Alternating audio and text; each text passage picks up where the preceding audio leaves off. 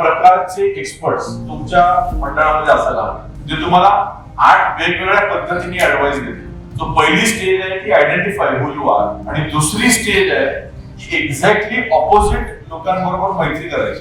तर काय होतं, मी क्रिएटर आहे ना, तर माझे सगळे मित्र क्रिएटरच असतात. एक क्रिएटर मध्ये कविता करतो माणूस, कविता करणारा माणूस त्याचे मित्र कोण असतील, स्टॉक ट्रेडर असेल ना, लेखक असेल, चित्रकार असेल, पण क्रिएटरच करतात. त्यामुळे तुम्ही तो जरी म्हणाला की माझ्या खूप ओळखी आहे, पण त्या सगळ्या ओळखी ना क्रिएटर मध्येच असतात. सगळ्यात मोठा गॅप. त्यामुळे आपल्यापर्यंत त्या संधी येतच नाही ज्याच्यातनं आपण पैसा वाढवतो.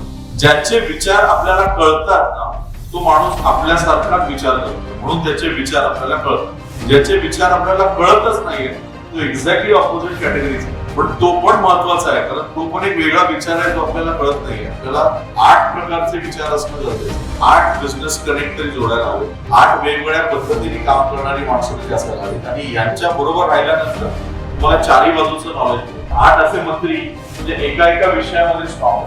आपण काय करतो, आपण शिकायला जातो.